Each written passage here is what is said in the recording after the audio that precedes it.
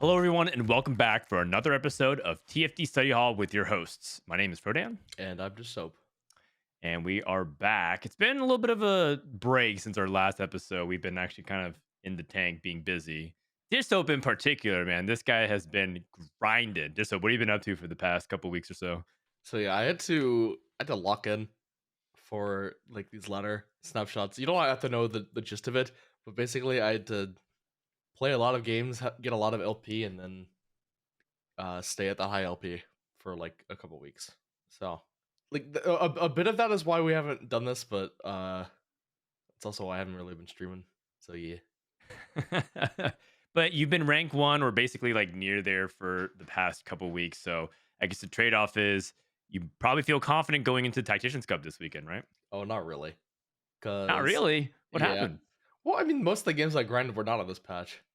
Oh, I Um, see. You've been kind of sitting because of the snapshot. Yeah, I played like 20 games this patch, like on ladder. Okay, okay. But you've been playing in scrims. How's that been going? I mean, it was going well. Um, today, I don't know. Let's just blame it on me being tired. But I think I like load up with a 6 X today. Uh, Uh-oh. yeah. But Getting all okay, the bad luck out of the way first. yeah. But the thing is, like the other days were not that bad. So it's something like that. I don't. I I only feel confident when I'm like when I'm just like playing like this fast state tempo stuff, even if it's like if it's like fast state tempo into like some trash comp like Dominators, like that's more a comfort zone for me than doing all In the this weird. reroll fest that's going on right now. Yeah, yeah. Yeah, yeah. Well, let's go ahead and actually talk about that and jump into our tier list because that's going to be our first section. We always do a meta analysis. So let's jump to the TFT Academy tier list. All right. So, tier list breakdown here. So, I put out a tier list guide and I basically said that my suggestion this patch would be to look for a reroll angle if you can. But if you have a really strong high roll opener, that's how you can play into like a tempo 4 cost line, assuming you don't have like a condition that makes it really good. And so I think a lot of people have kind of caught on that reroll has gotten really popular. How is the dynamic playing out at high elo specifically? Because a lot of people are still looking at sorcerers, for example, because that's like the number one comp we have. But I know that in a lot of lobbies, it's really driven by the reroll tempo. Yeah, the thing is, it's like with these reroll lines, they're pretty good. They have like there's definitely like some like augment scenarios, some plus ones, some artifacts that can make them go like insane. But just as a rule of thumb, people are just choosing to play reroll from kind of like low roll openers because the current understanding right now is that like playing a level 8 comp when you're either loose streaking or when your opener is just like mid, like if you just have bad items or whatever, is just a recipe for disaster. So people are just like playing real openers from bad spot, just salvage placements, and they'll end up playing it aggressively. And I mean, this is basically just how these scrims are playing out. Might be a lot different on like ladder and even from like region to region because like these scrims are like mostly APAC players that I've been doing. But like those higher tempo lobbies lead to like some internal meta shifts as well. So it's kind of interesting. Okay, interesting. Yeah, that is a very common thing in Asia Pacific in particular. They love being aggressive to safe placements. It's funny because sometimes they all do it. And so someone they can hit really early. Like I've seen people hit Zeri 3 on 3-2 and then they're looking good, but because they like over index on it, it's like Starry Night and Heroic Grab Bag on 3-2.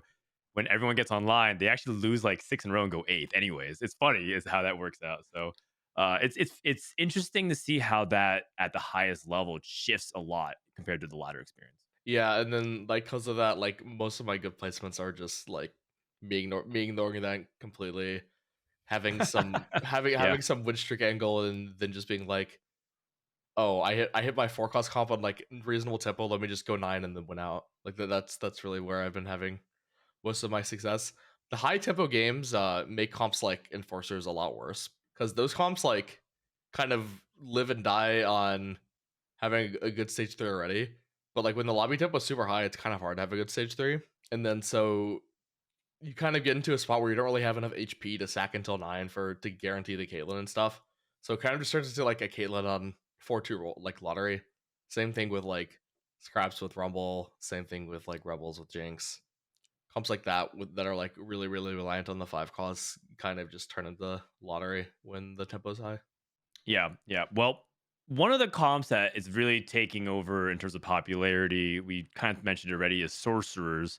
It's popular. It's really popular. A lot of people are playing it. I'm climbing EU right now, and I'm almost getting. I'm like climbing a couple hundred LP a day. But in these lobbies, man, I'm telling you, it's like 3-4 way sorcerer Yeah. best all the way. Is the hype justified in your mind? Because it feels like a lot of people are overvaluing it. Like it's a good comp. I don't know. Cuz like the thing is it's like never optimal to four-way a comp like any comp ever. Unless your spot is like ungodly good, but there's the odds that four people have an ungodly good Sork spot is just not likely. Just by definition, it's getting over like any comp is getting overplayed if it's four-way contested. But one of the main benefits of Sorks is that it's like very dynamic, as in you can carry the 3 cost or the 4 cost or the 5 cost.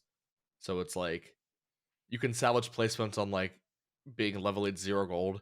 Like obviously you're not going to place well, but like maybe you can get a 6th if you like are in a bad spot and you just like hit Zoe 2 and some other stuff. If you just send 0 and 8, you can play around like the 3 cost either to like stabilize you immediately on like 4-2 or to like reroll. Because I mean, swaying through backline is a menace. That can easily be a first place. Or you can like go 9 and like carry LeBlanc and play it as like a fast 9 line. So it can be played in like you can carry the 3, the 4, or the 5 costs, which is very good. The board's also like kind of flexible between the 6 Sork and the emissary version. After the emissary buff, the consensus is that the emissary version is better, but there's definitely times to not play it. I love the emissary version when I have Garen items. I feel like Garen Yeah. 2 is very sturdy against the reroll comps in particular, and it's surprisingly really stable even on 4 sorcerers. I think a lot of people feel like, oh, I have to rush 6 sorcerer no matter what. Then you look at your front line. Your front line is Vlad 2, at least 1, because you're how are you gonna hit at least 2? And then and Darius? Like, like, are you playing like the Alawi? Are you playing the rebel packages with like set? It feels all kind of very suboptimal, but the Garen really ties things together. Even though it's weird because it feels like in best interest on to have not really much of a place there. So I've been finding a lot more success when I can hit that Garen. But again, that comes down to like, can you hit Garen 2 in particular? Because it's the same problem, right? You're stuck on Garen 1 and Bessa 1, Tristana 1, and you're just kind of in this 1-star dynamic. You're still gonna get run over by people who are re-rolling and pushing the lobby tempo. And then another element that's going on that I found as myself is that with these reroll comps, they hit really hard if they stat check you really hard. So if you're going up against an early Urgot 3 who's high rolling, if you're going up against Renata with visionaries, it's very easy that you can't kill more than one unit. And so you're just taking like massive damage turn after turn. And I think that's what a lot of people struggle with their tempo comps in particular. Yeah, 100%. All right, so let's talk about some of these other comps. We have no comps in S tier, at least right now. Maybe your opinions changed in the past 24 hours or 48 hours of scrimming. Nah, not really. But out of all these A tier comps, then talk to me about some the comps that you think are trying to trend upwards. I think there's some things that are like kind of staying down, like with demoted rebels, for example. I think people are cooling off a little bit on ambushers. Like, what are some other compositions that you feel like actually are maybe getting a little traction? I think Zeri is still underplayed on NA, like heavily. I don't think the comp is like the most broken thing of all time. It's just like I just don't think it's like played enough. Why do you think that is? Oh, I don't know. It's kind of unintuitive. Like people like just don't understand that like, oh, you're supposed to play Zeri with Sentinels. It doesn't matter if you're contested on Sentinels. You just play it with Sentinels because it's better with Sentinels. Right, and then people always ask, why not Firelight, right? Like, why are you not playing Firelight on Zeri? So the thing with Firelight and Zeri is that it's kind of been discovered just to be like bad. It just like yeah, like 2 to 3 Firelight is just not like it's not like that. It just doesn't like give a positive benefit. It's like it can actively hurt you, as in it can like jump into Elise, and then not only are you losing sniper value, you just get stunned. Like this unit jumps into Elise so often with Firelight, it's just disgusting. And then like 4 Firelight is good, but then yeah, it's good, but you can't play 6 Watcher with it. You have to play like 4 because you have to like give up something to put in an Echo. Like you're probably having to sack an Augment to get it, and you only get Firelight in after hitting a 4 cost just kind of delayed. Not to mention the tempo of I think the Firelight is so weird because you're very dependent on like the Scar and 3 cost reroll is just kind of slow right now. Yep. Because it has this awkward window where it's losing stage 3 to the 2 cost upgrades, but then stage 4 people who all in and hit like the Rumble on it and the Enforcers and everyone to get that tempo on. You're like trying to find your way, your tempo. So the only reasonable 3 cost reroll lines feels like you have to play from like win streak, almost like you have to be like ahead. I've seen people play like the early Kog'Maw win streak. If you hit Smeech early and you play like the win streak Smeech because you have 3 items on him early, that's where it feels like you can enable it. And Zeri's like a 2 cost reroll as well, rolling on 7. So it's just like really, it's just really awkward across the board. On top of all the conditions, it feels like you said. Oh, and the main reason it's that just like still the Watchers are just terrible. Like a Mumu, Yeah. like compare a Mumu to Singed is just disgusting. How are they? How are they the same cost? Like You I haven't heard do. the TikTok comp, have you? The AP Amumu builds. Yeah, so like if you just 1-to-1 compare like this, like the Sentinels have this basically the same cost distribution as the Watchers. Um, like Sentinels have like a Rumble instead of, and then Watchers have no 5 cost, but it's basically the same cost distribution. Like except for like Darius versus Aurelia, at every single like cost level, the Sentinel units are just better than the Watcher units. You can argue Garen's better than Alawi, and I won't hold you to that, but that doesn't really matter that much. Loris Clear Scar, the 2 cost like Leona Rel. Like Leona's not even a good unit, but Leona is better than Vandervlad. That's how bad Vandervlad are as like frontline. You get Singe, which is insane utility, insane attack speed for your Zeri compared to like these other trash 1 cost for Watchers that do nothing. Yeah, the Sentinel unit quality is just so higher, so it leads to this weird situation where like you're supposed to play Sentinel Frontline for Renata, Zeri, reroll, Nocturne, like a quick checker reroll, and like Tristana reroll a lot of the time. And like you're not supposed to pivot out, even if you're like forward contested. People might think like, oh, there's another guy rerolling Sentinels. Let me just pivot out because like surely it's better to hit something uncontested. But no, the units are just that much better. And the thing is, like, you're not really contested because like everyone plays Rel. You're probably not going to be able to hit Rel 3 unless you have like some kind of augment that let you hit it. But like it's very unlikely that 2 comps are playing Leona, for example. Leona is usually something you can go for like when playing Zeri or Trist. Um, and then like if you can somehow hit Singe 3 in a lot of these lines, it goes insane as well. Yeah. All right. Well, definitely keep an eye out for those Zeri builds. I know that it's definitely really popular in China and Asia Pacific, and it was popular even in previous patches as well. I remember Tanner was messaging me on Twitter. Tanner is a Chinese analyst and commentator. He was like, "How come NA doesn't play Zeri Sentinels?" And I was like, "Well, the few times it was played, it wasn't really optimal. That's because we weren't really prioritizing it correctly. We were rolling on 6 and trying to prioritize the rel, but." Kind of going back to the core philosophy of having Singe be that big buffer, very similar to Renata. Oh, I don't think it's like a roll on 5 comp really, unless it makes a lot of sense to roll on 5. Oh, interesting. Because I heard a lot of people talk about roll. They want to roll on 5 specifically for Zeri, as opposed to going to 6. So you believe you should go to 6 to roll for Zeri?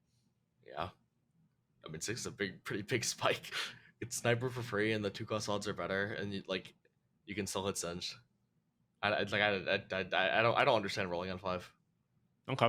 That's a discussion, I think, because Dishsoap is disagreeing with some other players that I've actually talked to even very recently, talking about rolling on 5 almost always for it. So I think they view it very similar to the Renata visionary situation. Well, I feel like that's extremely different because Renata plays like 3 1 costs, and Zeri plays like 1. So Yeah, like I mean, I realize it's not really a 1 cost you care that much about yeah, if it's a Sentinel. So yeah, that's fair. I mean, I don't think you're also like Maddie 3 doesn't really matter in the comp either. no, So Maddie is useless. yeah, okay. So I mean that makes sense if the 2 cost is that important. But I think that's where a lot of players are going to make some of the differentiations between how they actually approach that comp. So we'll see. All right, talk to me about just visionaries in general, right? So there's the Renata reroll, which I think it's been around for a while. We don't have to talk too much about it. Small innovations like including more Chem Baron, maybe some itemization choices, maybe how we're kind of outfitting some of our frontline stuff. But there's also like other variations that's been being played. You're talking about like the Chem Baron visionaries that play around tempo, that play around like Rennie 3. There's also other visionaries that play around like Black Rose and Academy. So talk to me about where visionaries are after the nerf. They did buff Heimer, but they nerfed visionaries. So where does it currently sit in your mind? It's pretty good. It's one of the most like diverse lines, I guess. As in, you can play it a lot of different ways, and there's like actually flex slots. Or not, yeah, we don't really have to talk about it not that much, but like for the tempo lines, there's there's the Kim. I guess I'll put it in three internally in my mind. There's like the Kim version, which is like you need to hit Kim fairly early, and then you just take some like either a bunch of 100 caches or like one like 300 cache or something. And then you play for like Heimer 2 backline plus Rennie 3 frontline. I think it can do really, really well when you hit early chem, can control your loss streak well, and have really good items for Heimer, and can hit Heimer early. There's like the +1 visionary, which lets you play like a lot of different good units on level 8. This is usually where the level 8 version has success.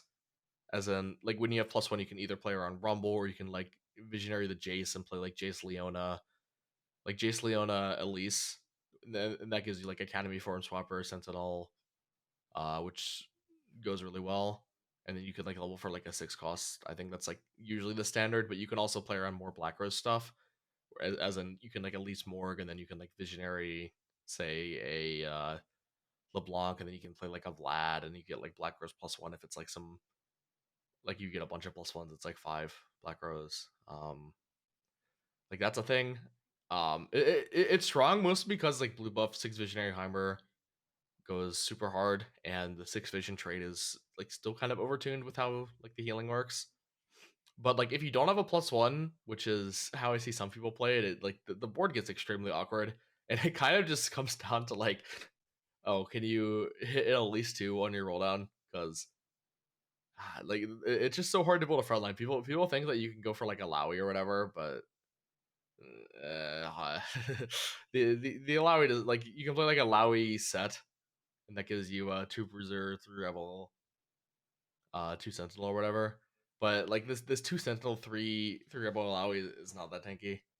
I've only seen like no Emblem Visionary really succeed if it's like you can like kind of skip 8 if you're super rich, because then on 9 you can play like the Jace Leona version and fit 6. The problem is that version doesn't fit without +1 on 8, which is an issue.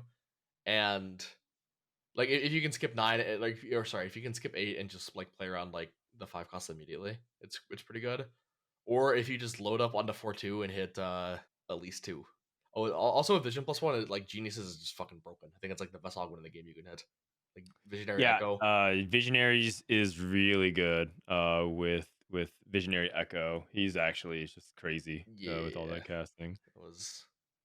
I took that, and it was like basically at first I lost to some like turbo bullshit, but Yeah, I even beat him in some fights. Like it was like 7 experiment, like 3 2-star 5 cost kind of thing. That's why I lost to. So like I mean I feel like that's fair. got it, got it. Speaking of scrap, or you said Echo in general, Mhm. where is scrap currently? Because we were talking about it on the co-stream for the Tacticians Trials. You're saying scrap's one of the few, if not the only, like loose streak line that might be available that doesn't reroll. Is that still the case? And when are you looking to play scrap? Is it like loose streak, don't know what to do, play scrap, or do you still need other things more than that? I mean, that's still the case. Like these other 4 cost lines, if you're trying to lose trick into them, is just extremely suspicious because your combo needs to be able to win out. And Scrap with all the 2-star 4 cost and Rumble can win out. The problem is you're not going to win out without Rumble.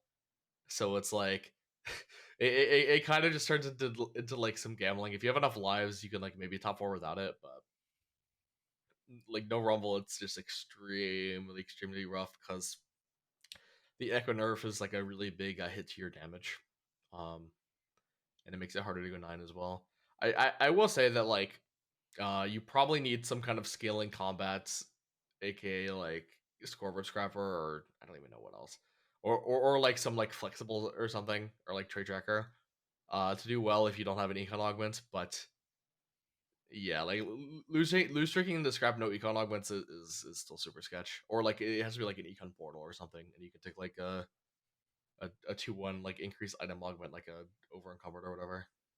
Do you think econ in general is just mandatory to play a lot of these forecast comps, like econ augments, econ portals? No, I wouldn't say so. It's mandatory to play them if you're not full win streaking, but a lot of these lines find success taking like an item augment, five streaking stage two, and then making something, and then like building that into something else. Okay, got it. Fair enough.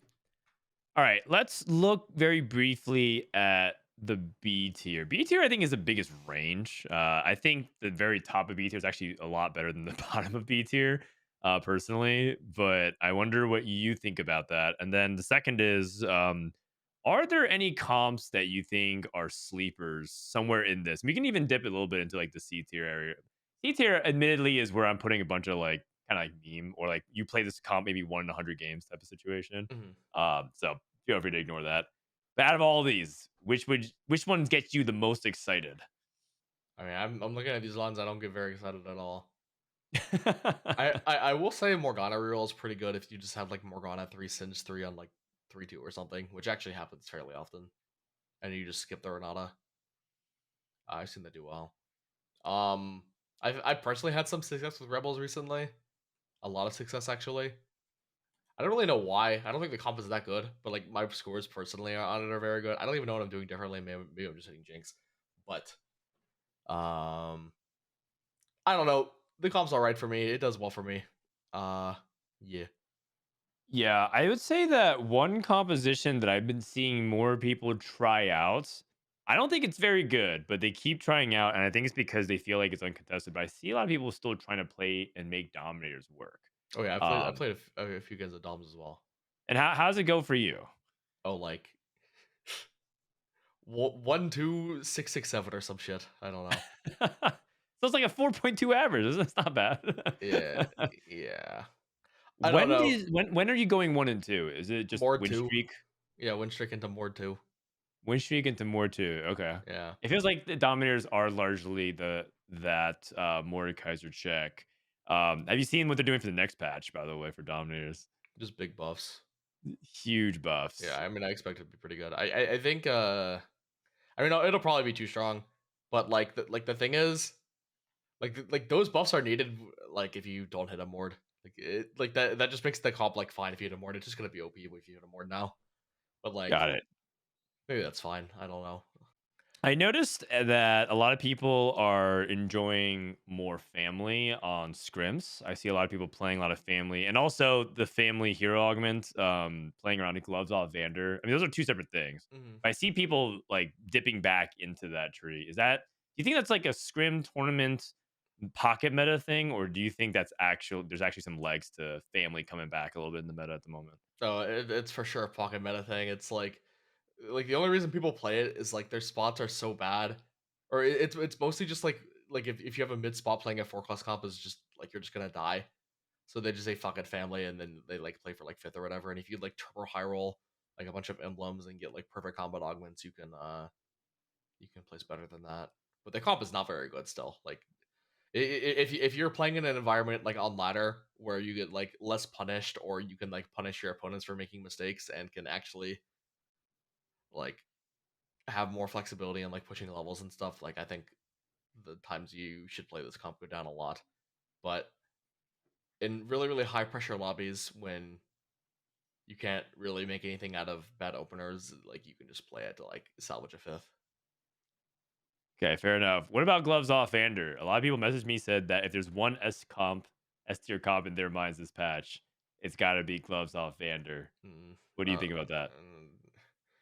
from some like certain like with like Ludens maybe Ludens is augment goes stupid, but the thing is like people want to rank this S tier for the same reason they want to rank like Lone Hero Lux or like Urgot S tier, even though it's like it loses to a lot of stuff. It's just like losing to one unit.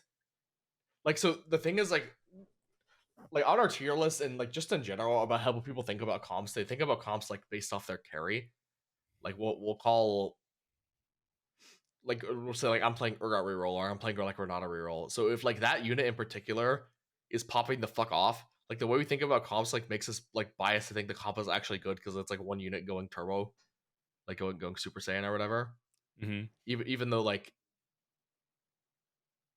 the comp might not be the greatest thing of all time. Like the comp, like Gloves off Vanir is good, but I don't know. I've seen people hit like some pretty ideal scenarios and not have the placements that match to it, but like they do scam a lot of rounds that like look dumb.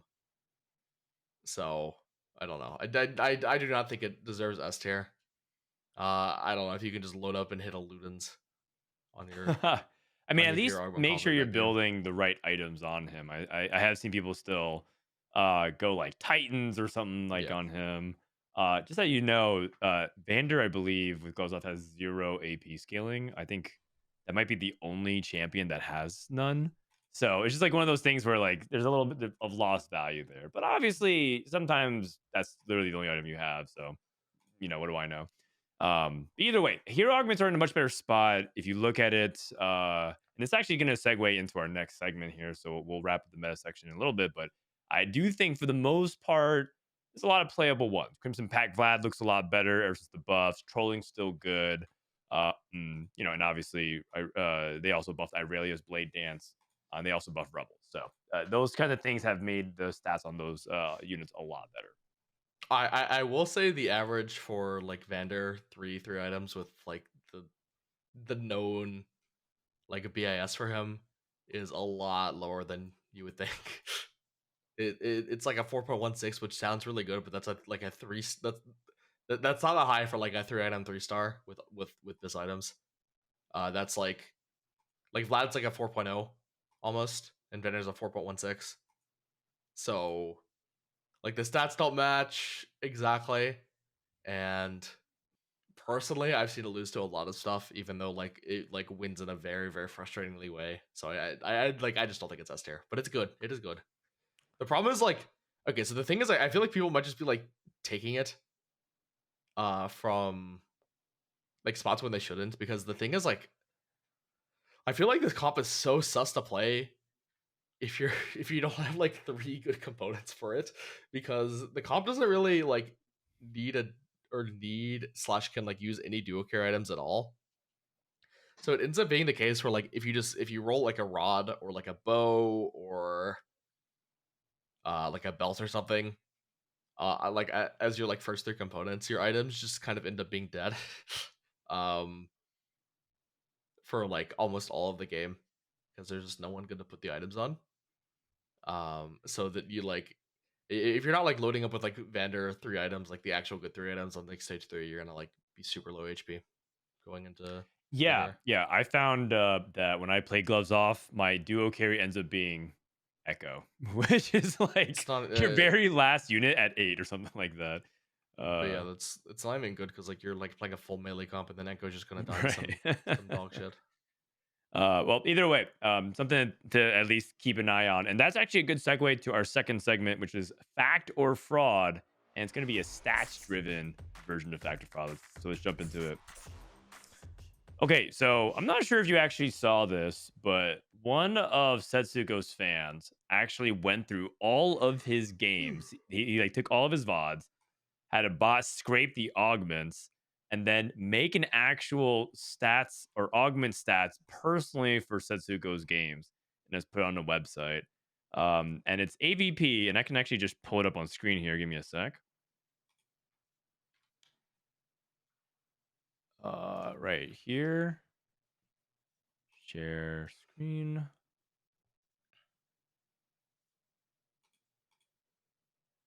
So right here, pulled up on my screen, is TFT Augment Stats by Setsuko Vaz. First of all, I just want to say that we're showing this because, well, it just feels like if it's out there, everyone should be able to look at it. One, we're not like endorsing it, so if Riot's watching this, please don't come after us. We're just basically reporting what we saw and it's being Yeah. shared publicly. And also the second thing I want to say is the highest amount of sample size is 700 games. So it's and that's by the way, we don't even know what patch it is. If it's all in one patch, it's probably not.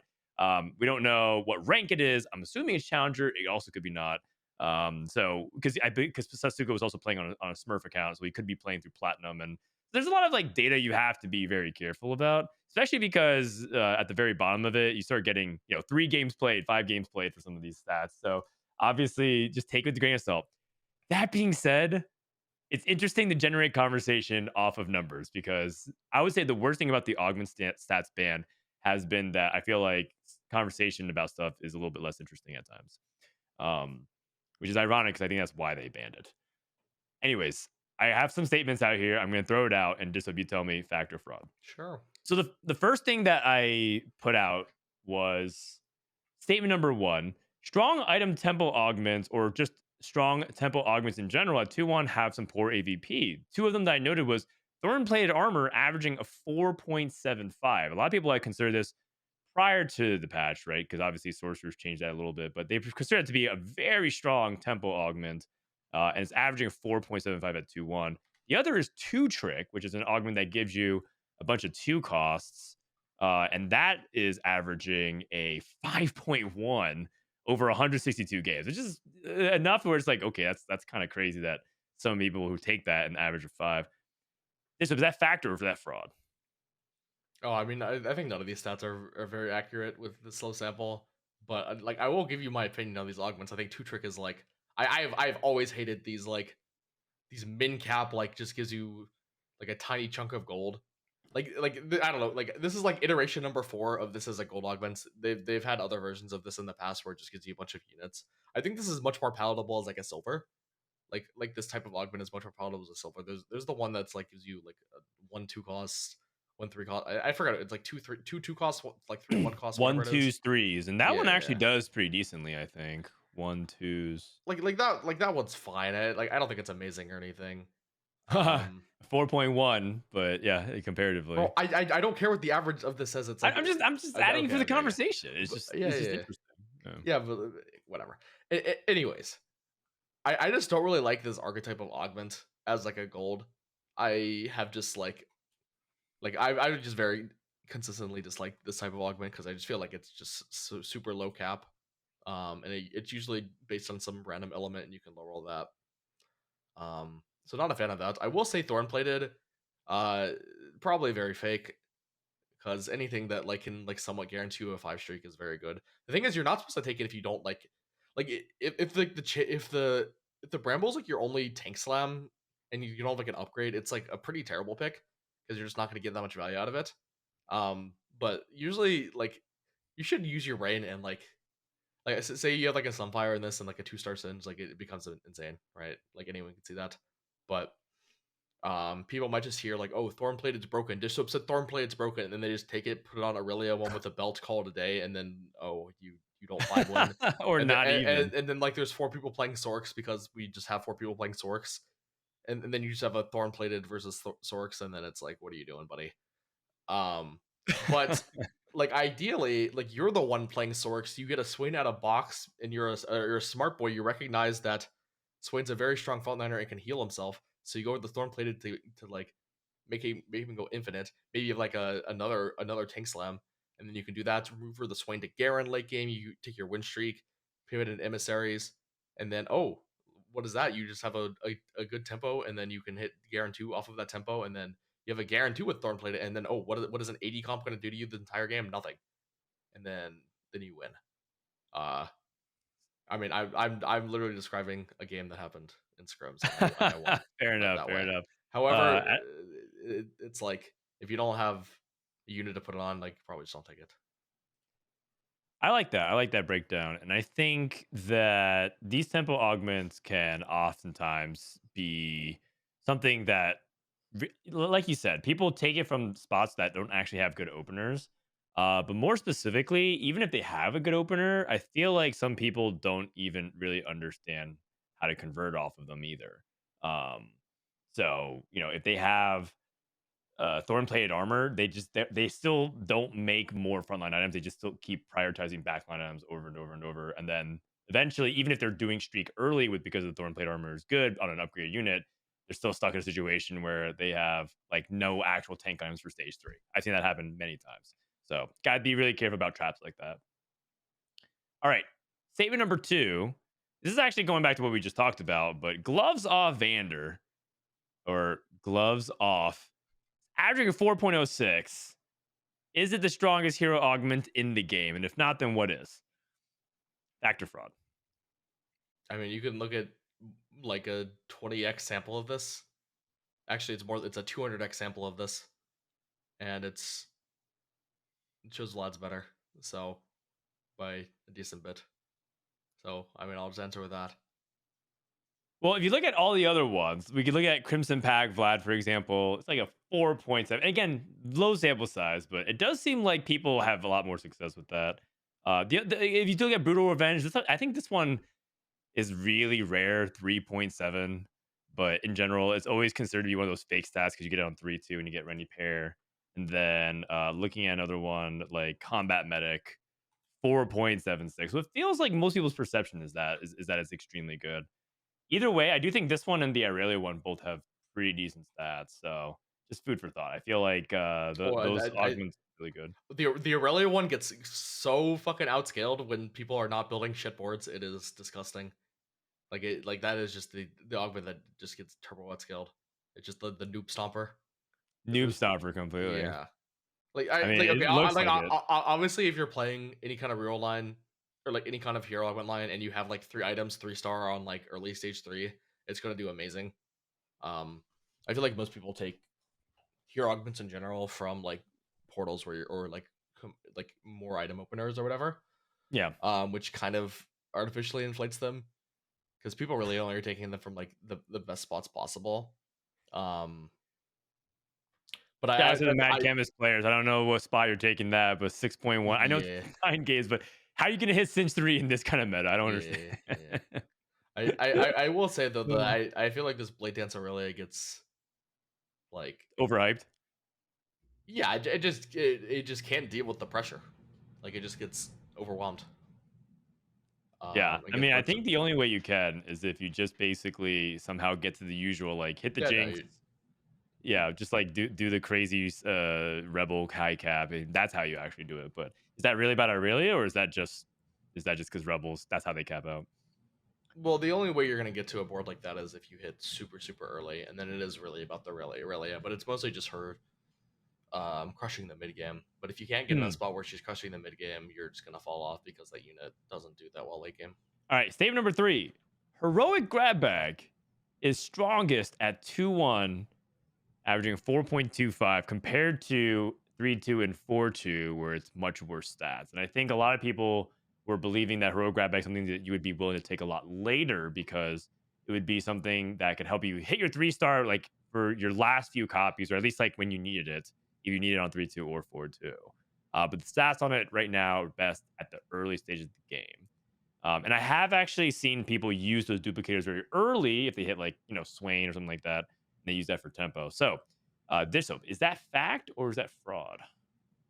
I think this is like mostly accurate. I will say that it's usually like 4-2 is usually like you pick it more times for 4-2 than you do on 2-1. But the thing is, like, if you're taking it 4-2, chances are like you're taking it because like either you're contested or you have or just you haven't hit yet, and that's just going to artificially like skew those like stats a little bit down, is like compared to like how good it actually is. This augment, like, just if you think about it logically, is shouldn't be that good 3-2 unless you're like immediately hitting, because chances are, like, even with a double Nikos, you're probably not going to be using them until your third augment anyways. So you're kind of just like losing value for like a whole stage. Um, so it makes sense why that's the worst. On 2-1, like, it's okay. Like Nicoing Swain is actually acceptable just because of how the healing works, and he just kind of goes infinite at 2-star. There's not really that much that can beat him. So, like, if you actually have Swain, that's a pretty good pick on 2-1. And I feel like this might be a very not very high sample of people picking it on 2-1, if people want to just be like taking it on 2-1 and like only playing Swain with it. And I could see the average being like skewed very heavily in this low of a sample because of that.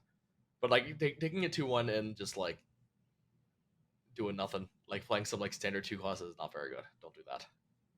It's mid as So Yeah, it is a decent amount of econ. So people like use yeah, it to try and get their early game interest. I, So if you can use it to win streak and get your econ going, that's where it becomes like a mega augment for people that you said like the Swain too. But unfortunately, I don't think there's many more examples of that because I feel like the three costs are generally not worth duplicating early, at least for the five streak. if you like load up with like 2-1 Cambaran, I think this can actually be a pretty good pick because you either take it and you play like the visionary stuff, and then it's like very easy to hit Renata off of that, or you just play Smeech. I Um, can see that. Okay, so you take that for Smeech. Makes sense. I can see it. but yeah, I think this augment in general is like you either use it to finish your like high cap version of a 2 cost reroll on 4-2, or you take it on 2-1 with like to either tempo Swain or like play some kind of 3 cost comp, and 3 cost comps are just not really in meta that much. So it ends up being Okay, like you just take it for Swain. makes sense to me. All right, last statement. Despite many players complaining about it, Starry Nights averages a clean, pretty much a clean 4.5 with a very high play rate relative to the other augments as well. And again, this is low sample size for this, but if you just take it off the play rate percentages, still picked pretty often, averaging a 4.5. Is this augment over complained about, or is it Yes, yes, man. actually It, it's just it's it's broken? it's not that good. It's not that good. Like it's fine. It really is not broken though. The thing is, like the variance of this augment is so high. The amount of times I have seen people just not hit anything with this augment, or like being one off like the crucial unit is a lot because it doesn't guarantee you anything. Um, and then I mean, it's just like a variance thing. It's also just like doesn't give you any combat or items. I think this gets a lot better on like item portals or whatever. I don't know. I've had the stake that's overrated for a while. I've like put it like down to A tier and like the augment tier list just randomly a few times, and it always creeps its way back up. And then I just like I just made my peace with it. Like, okay, everyone thinks it's broken. I'll just put it in there. But I don't know. No, so now there's a little bit of numbers behind it, which is also maybe why Riot hasn't nerfed it. Yeah. I mean I just assume anything that isn't getting like nerfed is just not OP in their data. Because they do some pretty. I feel like most of their like changes are pretty data driven. Um, so yeah, I am not really surprised that this is Interesting, the low. interesting, and this also applies to the other Starry Night as well. Starry Night Plus is 5.54, so it's like it's just basically right there down the middle. So there you go. It's actually just by the small numbers we have and sort of the intuition that Dishsoap is pointing at, actually a completely fine augment. Okay, to like actually like give a real reason. Um why I don't think it's like amazing all the time is I kind of touched on this like about it being like better in item portals or whatever, but I just don't think many of the reroll comps like just get by just off the merit of the units. Usually it's like you need the units and like really good items, or you need the units, good items, and like a good combat augment or something. Starlight gives you the units, but the units like don't matter if you don't really if you can't like itemize them, for example. For example, this gets a lot better on like artifact anvil or whatever, because like then you can just hit some broken artifact combo and then just hit it immediately, or hit your units immediately. Um, or just like extra components in general. Because like I'm not really explaining this well, but basically just like having the units, like just the units is not going to immediately win you the game most of the time. Yeah, no, I understand completely. It's the same as anything. Let's say you are playing Renata reroll, but and you go for the Renata 3, but now you can get Vex 3 and Morgana 3 and Irelia 3, and you're like, oh my god, my entire board is 3-star, but you only have enough items for your Rel and your Morgana. You gave a small buff to your Vex 3, and doesn't, so it's like, okay, whatever. It's probably gonna do instead of like 1400, it'll do like 2.2. And that's it's not that like it's like it doesn't do anything, but also it's not as impactful as a lot of people are making it out to be. I mean, the open's good. 4.5 is pretty good, but um, it's not. I don't think it's like game winning unless it's some scenario where like you already have like extra items or something. All right, good to know. All right, so there you go. Stats. I don't know what they're gonna do with this website, but they're like kind of back, not really. Doesn't No, these are actually, if you look at oh, the bro. information in its totality, it actually tells you almost nothing. Horrible forge the Yeah. 4.4, big grabs the 4.6, coordinations of 4.6. And by the way, if you guys didn't know this, that just means that your intuition for these augments probably wasn't calibrated correctly. Because I think most people intuitively thought that this was around the range. If not, if most players would be off by maybe a tenth in terms of like what they would be, because everything looks pretty much just like 4.4 to 4.5. So for those of you who are like begging for the augment stats to come back, I think you'd be majorly disappointed when you looked at a lot of this information. Uh, Also, there's just a lot of low sample bait. If you sure, sure, like sure. take everything at face value, you might get baited because Yes, it's agreed, agreed. yeah. Let's go ahead and go into our pop quiz. All right, so dish soap pop quiz time. Hope you're ready. You've had a few weeks off. Let's see if you know I'm a thing or not. two. Let's go. All right. So let's start off with the first question for pop quiz. A lot of changes to traits and emblems, and now emblems have been rearranged of what's the best versus what's the worst. So I want to ask you, emblems look pretty balanced in terms, or at least pretty close, but there is one emblem that is performing worse than everything else. What emblem is that in terms of AVP? What's the worst emblem in the game at the moment? I'm gonna have to look at the emblems because I probably don't even register what the worst emblem in the game is because it's probably like, oh, I just look at it, it's so disgusting that I don't even want to take it. Um, I'll accept two answers here, but Two there's answers. basically two that are like noticeably worse than. Okay, that's actually super interesting. 'Cause, like all these emblems don't even look that bad. Uh, Because most are good. Most are good. yeah, and the thing about emblem sets is they're like skewed by like Lake and Carousel. So like something like Conquer emblem is usually not really thought of as to be like something that's really good, but a lot of times people take that off of like game Carousel because a lot of times you're just left with like 1 out of 2 Conquer fairly often. You just take that off Carousel and makes the stats amazing. Wow, I don't know. like, like Cyber Emblem is not even like, like I don't know. Like Sniper Emblem is not that good, but it's also not that bad. If you can get to like 6 Sentinel 4 Snipers area on level 9. Okay, that's kind of fake though. But the thing is, like, who is taking Sniper Emblem if it's not off some like Trainer Sentinel bullshit? And I've actually seen like 6 Sniper off a Trainer Sentinel go kind of crazy. But like as like an augment, that might be the worst one I could think of. I don't think Quick Sharper Emblem is very good, but people like the Quick Sharper, like the TF comp is pretty good if you like play it from the like two tank or too much value or whatever. I don't know, maybe Watcher, but I feel like Watcher might be skewed by this Vander augment, and that does pretty well maybe. Bro, I don't know. This is like, is it like a clear gap? I wouldn't say it's a clear clap, but I would say that it is the worst. The Sentinel sets have always been bad, even though Sentinel's been good the whole set. I don't know, I'm just gonna guess Sniper, even though like I might be wrong. Okay, so there are two answers, depending on if you filter for like Masters versus GM. But Sniper and Sentinel are the worst ones. So that is interesting. Why do you think Sentinel stats are bad? I don't even know. Okay, so like actually I do kind of know because it's not like at a level 8 because or specifically if you're playing the Academy board, Sentinel +1 only gets like super good at level 9 because it's really hard to fit 6 Sentinel plus a lot like the stuff you want to play in level 8. Just gets kind of awkward, and then you like end up being stuck on like level 8 5 Sentinel. It just like feels terrible.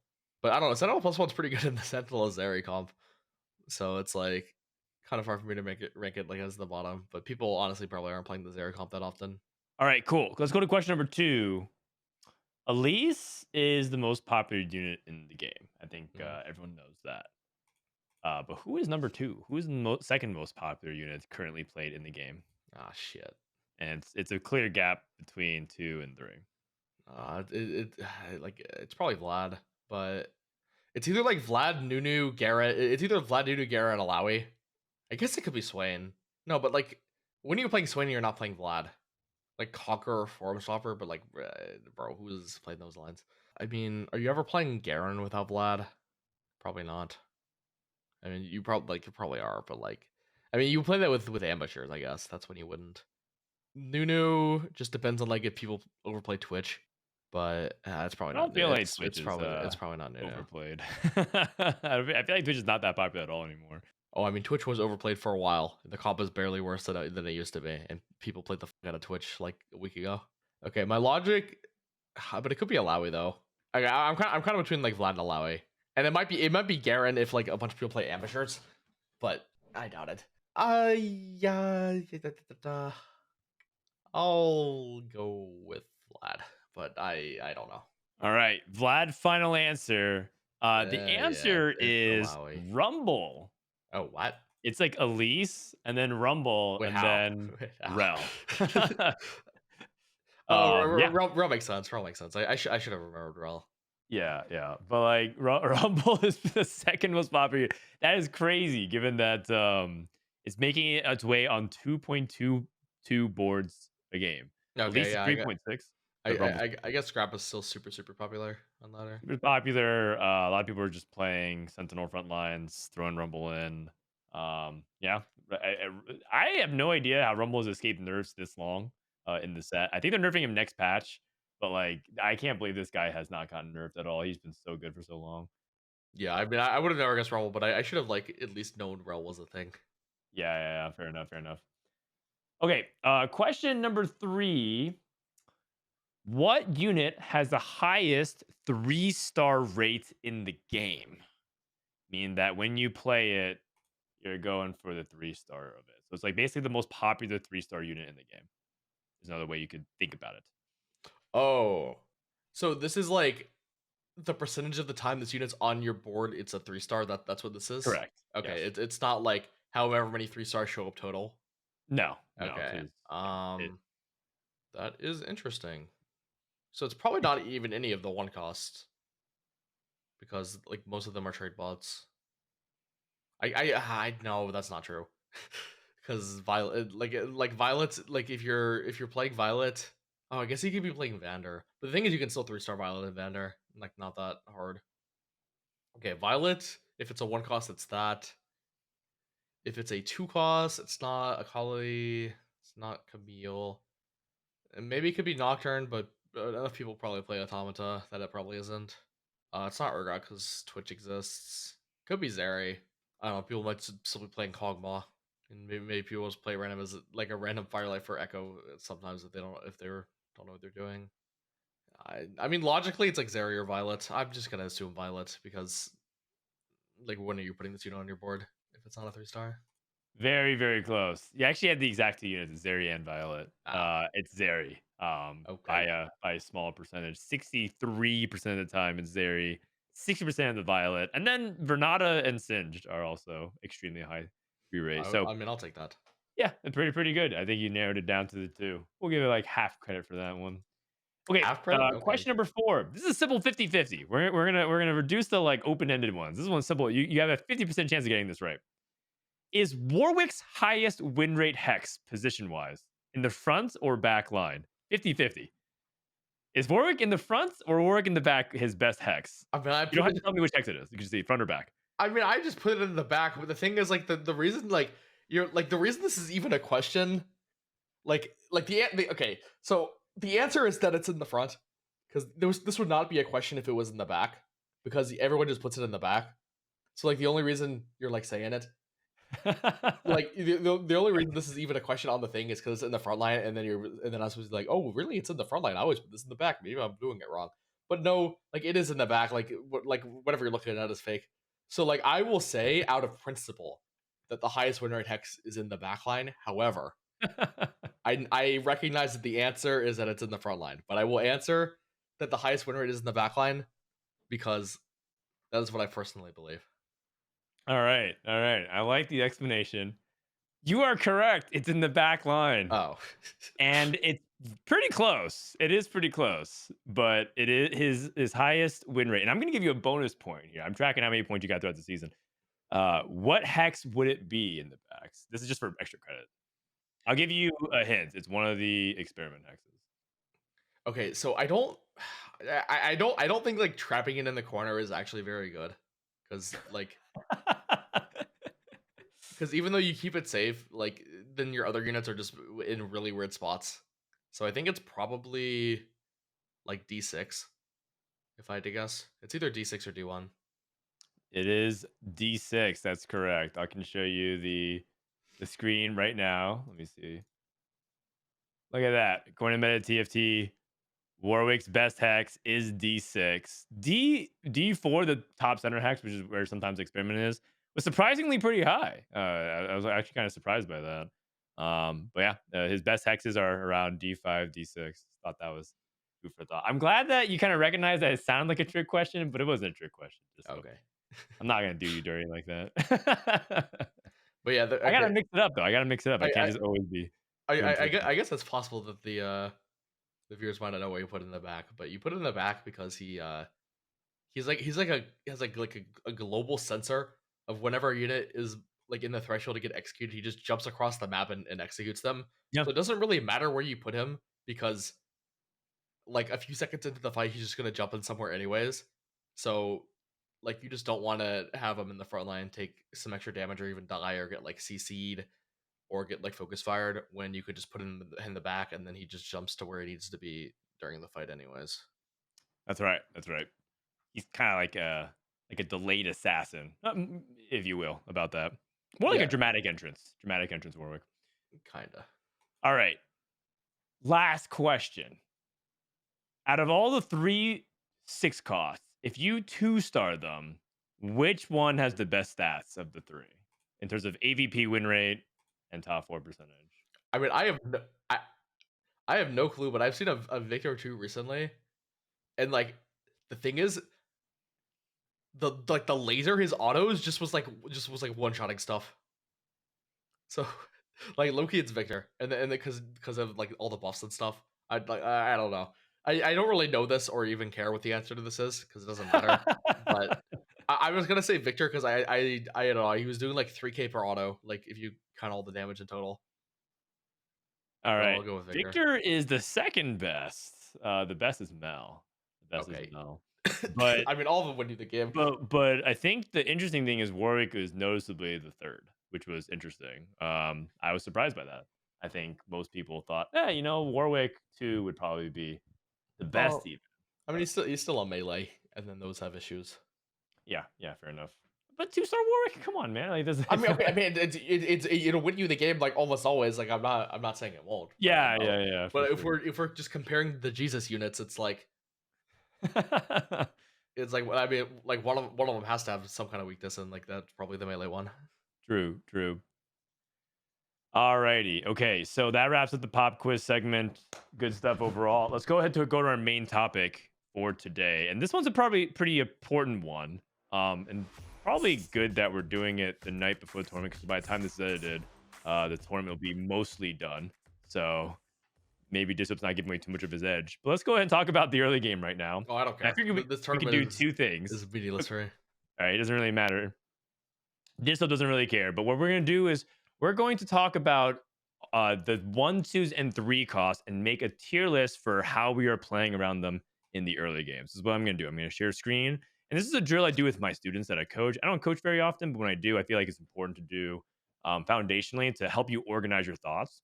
And the prompt will be that we're going to put every single 1 cost into this tier list or specifically into this builder. And we're going to try to order them like top rows, like the best, second row, maybe A tier or whatever you want to call it, second row, third row, fourth row is basically the lowest priority that we'll play around. And I think the prompt that I usually give is if you're just like stuck holding pairs, you need to prioritize holding some pairs over others. What units would you prioritize for specifically stage 2 and the first part of stage 3? Okay, So I didn't even know this, and no ad, but I mean it is an ad. But holy shit, whoever made this is a fucking beast. This team builder, like you just clicked all of them, and then the frontline units automatically win in the front, and the backline units automatically win in the back. oh, actually, you know what? I didn't actually think about that. That's actually Yeah, that's pretty whoever decent. did that, I probably should know, but I will find out Maybe it was in Lucy or Ivan, one of our devs. yeah, But yeah, either yeah, way, our devs are beasts. Probably Michael. Michael worked a lot with the builder, or maybe Bryce. We have a lot of great devs yeah, working on for TFT sure, Academy. for sure. All right. So with that being said, Dish Soap, what units, if any, go on the top row? Because obviously you could even say I don't really like any of the 1 costs. I mean, you're always supposed to hold Singe. I don't actually think he's like that broken just inherently. as a one cost, but it's just something you want to hold for like a lot of comps. Mhm. And he's pretty good. He gets a lot better if you just like randomly have like a 2 item carry on stage 2, which like sometimes happens with like item augments or item starts. Um, Violet probably like C. It's like okay, it's honestly not that bad. Okay, also what I'm gonna like put her in like third row. It's like D Oh, tiered, D C, tiered got it. like D This is tiered like ABC. I thought it was like SABC. oh But it doesn't really matter. You can say row 3, tier yeah 3. yeah row 3 sure, who cares. I mean this unit's okay honestly, but like the issue is that it just like doesn't really scale into a lot of the good mid game openers. So like it ends up like you can like win a few rounds, but then your stage 3 is awkward because you're like playing around like family and pit fighter, which don't really mesh that well at stage 3. But honestly, like not the worst unit ever. Amumu is like pretty close to never buy tier. This unit really only does stuff if you just have it can sometimes be okay in the Sork opener. That's like it's one saving grace, but it's worse than Darius in that, and then you want to play Vlad anyways, and then it's worse than a lot of other stuff in that as well. What's interesting is that I would put Darius close to the very top, or like first row, Yeah. second row. And so what's interesting is that it's even though he's a watcher, you would still put Lumu that low. Well, yeah, because like a lot of times Vander 1 is better than Amumu 2. And Yeah, or if you're playing like a Vlad, it already ties in exactly what you want with the sorcerers, anyways. yeah, so the problem is like Amumu would just provide 0 damage to your board, and he's not even that tanky.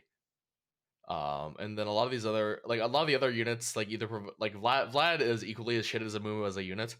However, he like is Sork, so he's not that bad.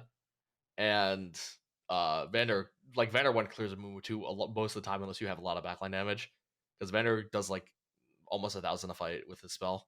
Speaking of easy layups here, I think I can do like so. Zyra is probably Yeah, the Zara's at other the top for AP sure. carry you're thinking about all the time.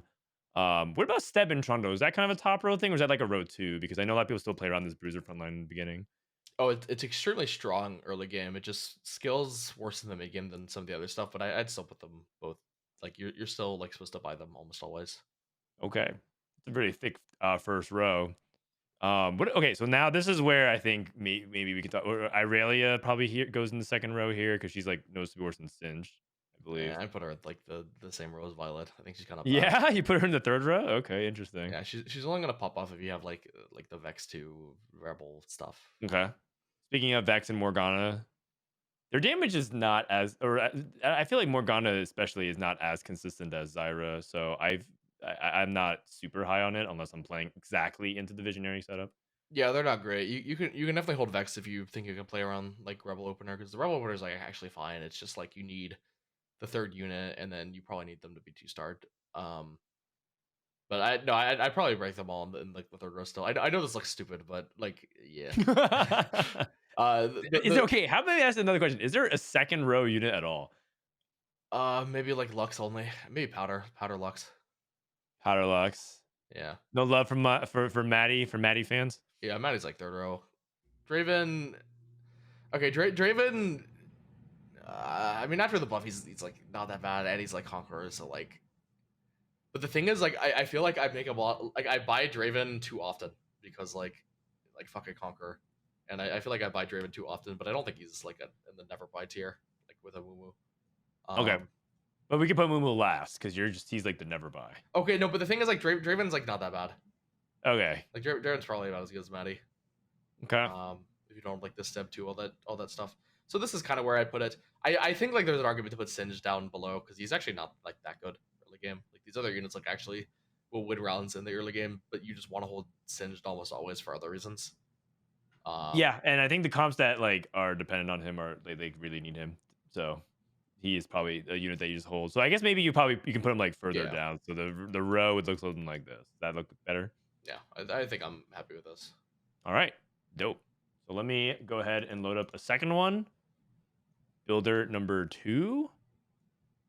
And let's do all the 2 costs. Now I'm paying close attention to Kali, Camille. Oh yeah. All of them. And nicely sorted. Yeah. They even put Urgot. Okay, well actually I don't even know if that's because the row got filled, but He's more of a frontline unit than a backline unit for sure. Yeah, fair enough. But the backline frontline spread is kind of I didn't even realize this. But yeah, it's like so many all front lines. melee front lines, Yeah. 2 costs. Okay, so let's talk about two costs. This ones are a little bit trickier because two costs are one expensive and you're unlikely to two star them. So you have to be pretty judicious about it. So are Yeah, any units in the top row here for two costs? Nada? uh, And that's it? probably. Oh wait, no, Rel? oh no, I probably put Vlad up there. Like Oh, Vlad. Okay. you're usually really happy to see Rel, or Vlad. I don't really know if Renata is like you're just obligated to hold her, because You have to keep the Renata out open.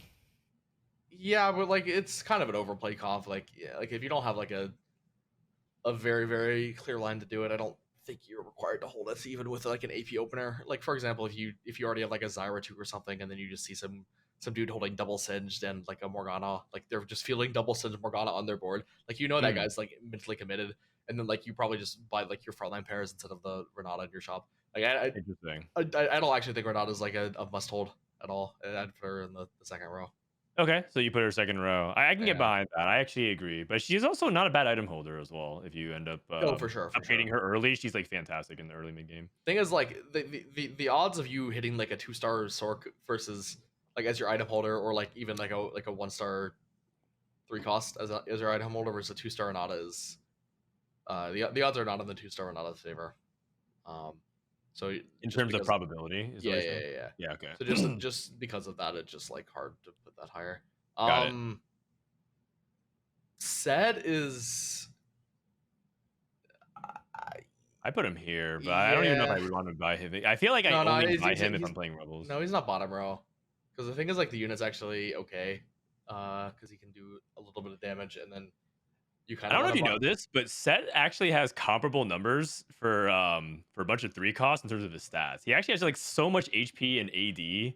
So I was playing Share Your Energy, and I was like, oh my god, Set's numbers are actually like pretty decent. Yeah, his HP is crazy, just because he Yeah. has no like defensive like ability at all.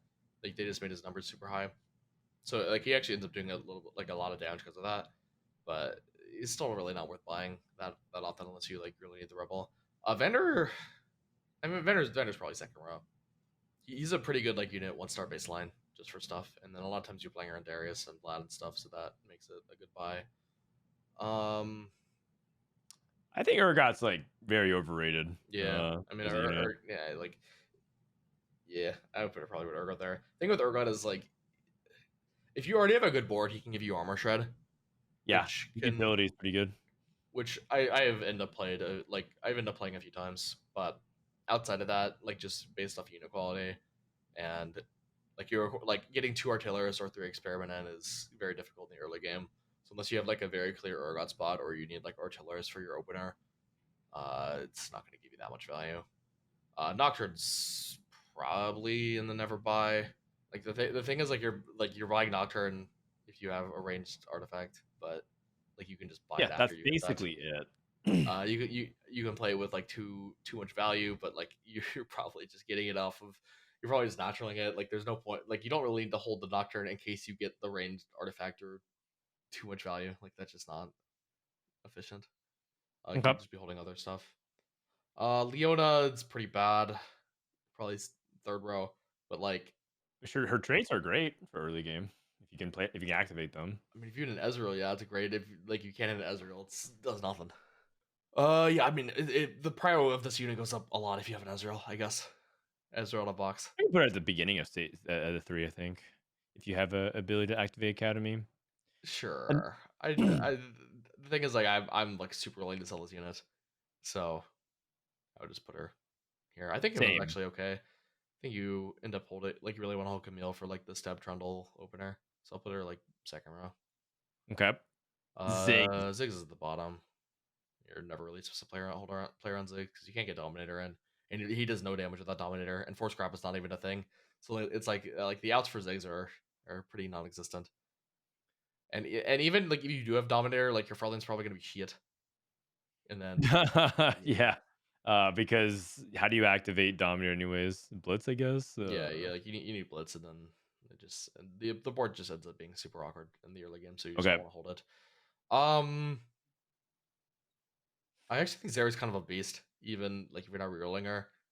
So I'll probably put her in like B. She's actually a pretty good AD item holder, even without like the Ginsu and some stuff. Like just like a 1 item Zeri can pop off. And then Crit. Tristana and Akali. Akali feels equally situational to me as Set. Yeah, I'll put her Um, third. and then Tristana is She's pretty. She's okay. I think she's a worse AD item holder than Zeri. But if like Yeah. two artillers actually is like a very strong trait in stage 2. So if you have 2 artillers, this could be worth playing. So I'll like put her at the top of this list. I think Okay. of this row. Okay. This is fair. Yeah. So this looks good for our 2 costs. Nice. All right. So these are just the 1 and 2 costs. Oh, do you want to do 3 costs real quick as well, or do you Okay. want to just? Yeah, I think that's super important. Okay. Okay. So let's do the 3 costs as It's well. gonna look like a top and a bottom. It's gonna look silly, isn't it? But it is important because like you do need to know which ones you like just need to immediately sell, and there's a lot of them. Yeah. Yeah. Exactly. Okay. So we can get the easy one out of the way, which is Swain here is Yeah. pretty much, and we're going off of like you're getting this off of the stage 1 orbs, right? Yep. Okay. Okay. GP is actually in the second row because like he's a pretty good unit. You can get scrap in, and then like frontline GP is actually goes is pretty good. It's a lot of effective HP. It does a lot of damage. Yeah. Yeah. But it's not amazing. You can definitely sell them for like a lot of stuff. Kog'Maw. I mean, if you had like the juicer Kog'Maw opener, it's like, I mean, aka you hit a Gambler's Blade. This thing is very good. Yeah. Or Artifact Anvil, whatever. Yeah. I feel like odds are. I don't want to put them in, like I feel like it's like the bottom of the third row, but the thing is I think we might have only like 1 or 2 third rows. But like, Okay, we'll just put them in third row for now. I mean, yeah, you don't really want to buy Nunu. It's too expensive. You can't get 3 experiment in. Smeech is like I don't think you're ever supposed to sell Smeech. Okay. Smeech in the top row. The thing is you like you're never supposed to sell Smeech before augment, but you can sell Smeech after augment because you might as well get a Smeech angle. Like, yeah, but he's not only the carry, but he also activates Chem Baron. Yeah. So also he can kill units. He's very good at killing units. That is true. That is true. Even if your board is completely terrible, you can kill like 1 or 2 units a turn with a Smeech and some other trash. Okay. Loris, honestly, Loris not that bad. He's just like expensive. So in a gold opener he's here, but like in a non-gold opener he's D for sure. Okay, we'll put him like bottom of yeah third row because which is where Kog'Maw wants to go. So like everyone wants to be bottom of third row. If it's not gold opener, you're selling his S for 10 with haste. Yeah, like Scar's at the bottom. Scar's I feel like the least likely I would keep a long sign Cassio. Yeah. Well, actually, Cassio. Okay, not that I would ever, but like I feel like Cassio actually does do a little bit of damage, but she's still not something I hold at all. Yeah, me neither. Where's Rennie go? Is Rennie up here in the top? No. She's like Okay, GP Cog. She's probably in the second row. Because she's Basically the same thing, but just like doesn't kill as much as Smeech. Yeah.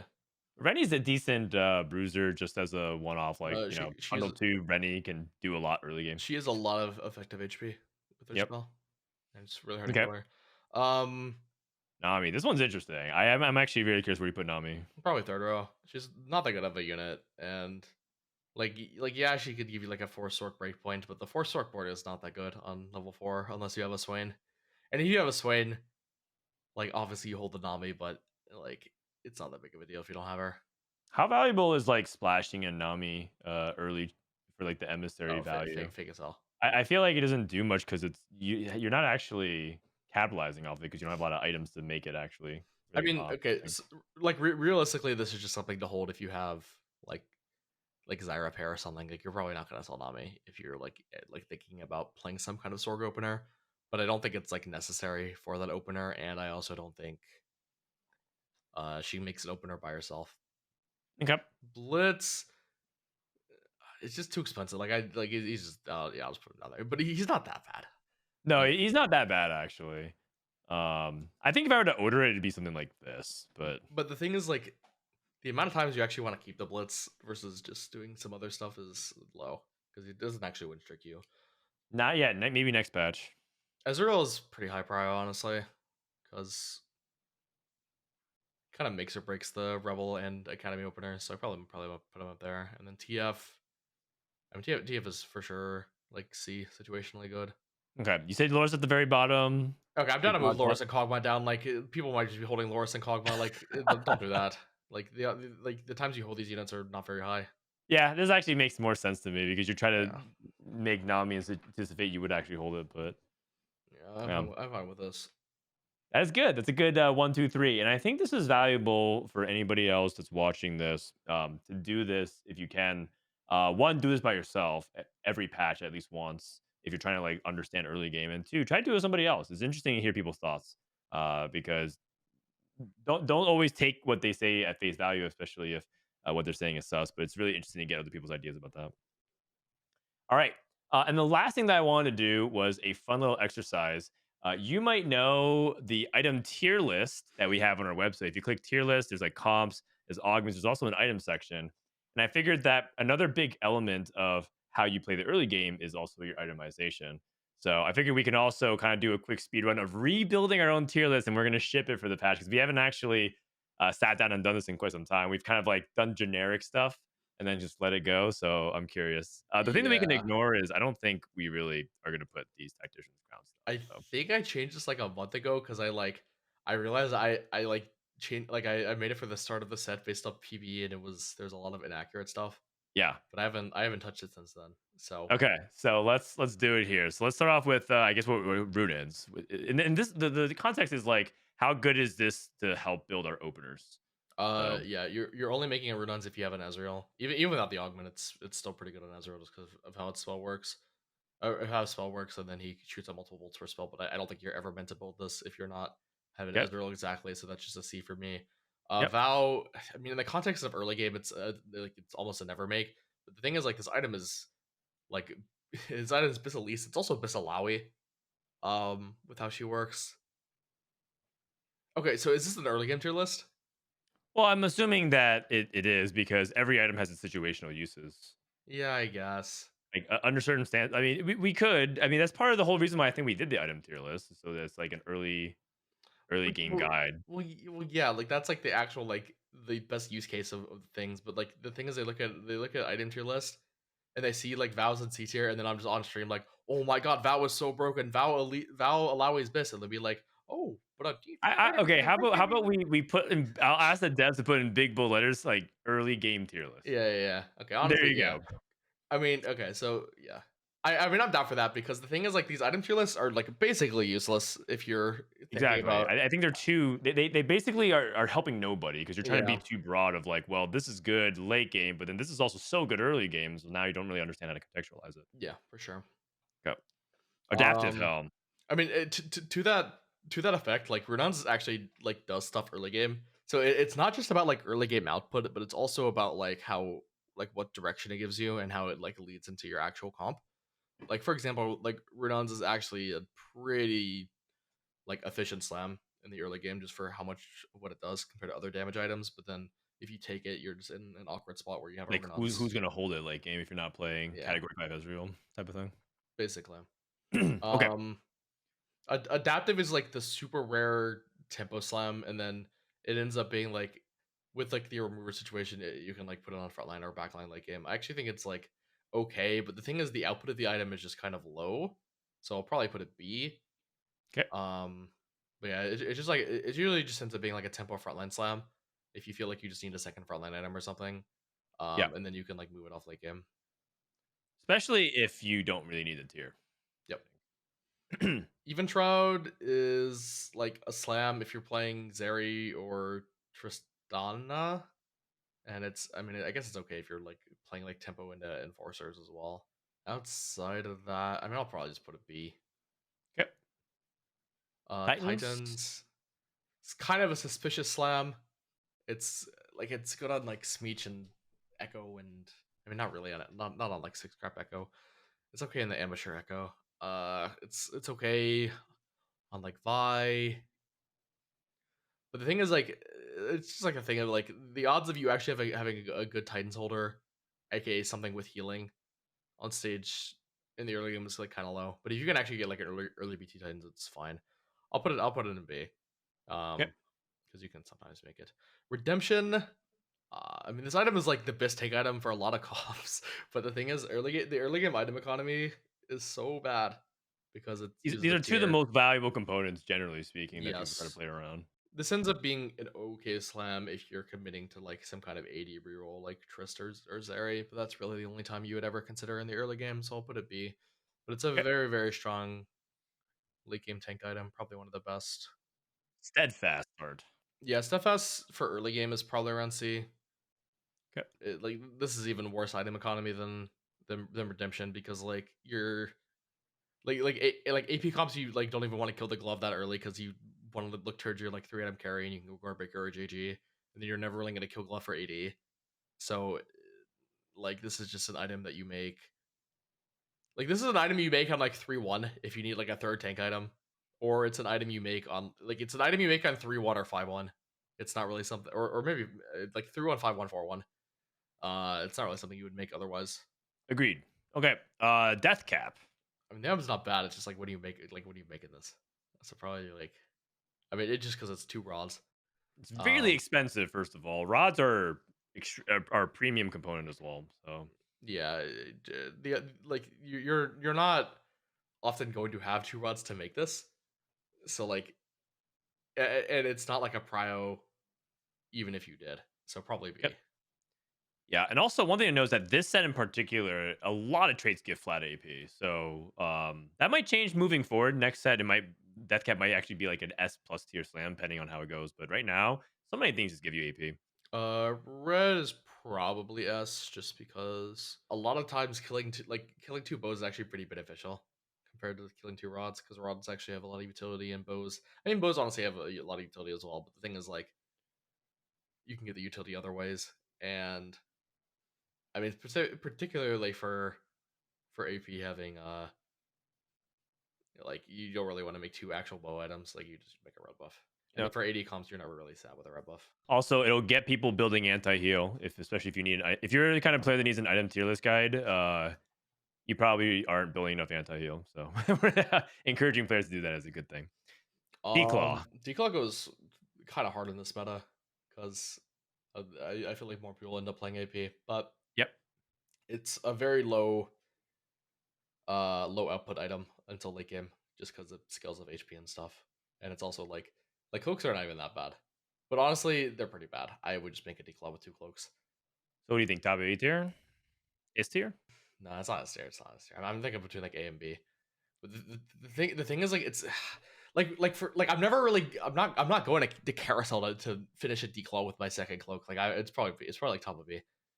Like Okay. I feel like A tier it would be something like I'm going to carousel and I'm like getting my second component and I'm like happy to make the item, and that's not really Okay. the case with declaw. It's just like something Fair enough. Fair enough. it's something you make when you're stuck with two cloaks, and it goes kind of hard against AD or AP. But same thing with Bramble, but Bramble's worse. Yeah, Probably like people pair this together usually as like a tier list thing, but we can put it here. yeah, sure. All right, Quicksilver. Low key not that bad. Okay, so the thing is, if Doms are meta, like this becomes like a slash like S tier slam because of how the item economy works. Like you were almost always supposed to slam this with Silco. The thing about QSS right now is that like it's fine for the Sorks, pretty bad for the AD comps, and I mean like you could put it on Renata as your Nash's replacement or whatever. But this becomes like a turbo S tier slam, like super efficient slam when it's like Dom meta, which might be next patch. So, but right now I'll probably put it in like B. Like the reason this is like not in the trash tier, even though like this item is not considered to be bis on like many units, kind of with the Runons, is that the output provides like can go on a lot of different stuff late game because it's just attack speed, and it's a very efficient item to make item economy wise because you're turning a cloak into an offensive output, which is kind of hard to do, and it's not as restrictive as Renon's. Yeah, not to mention that I think they just gave it a lot of stats. They just kept giving Quicksilver more and more stats. So Yeah. now it actually, in terms of component value, it's giving you a pretty good output. Just straight up raw stats. Yep. All right, Okay. Crown Guard. This item's very good on this, like on the Sentinels, and it's very good on Swain. and I mean I guess it's pretty good on at least 2, but like that's an elite, like who's hitting at least 2. But this item is pretty bad on Garen, which is my main problem with this. Is that like you make a crown crew because you have a Swain, and then you like pivot to Garen tank late game, and it's like pretty bad on Garen. And then I mean I I guess mean, it has other carry uses. Some people put it on like Rumble yeah, or you like Echo or whatever. yeah, but you're not slamming that to like Yeah, you're not saying it to be like, oh, I'm yeah playing Rumble this game. yeah.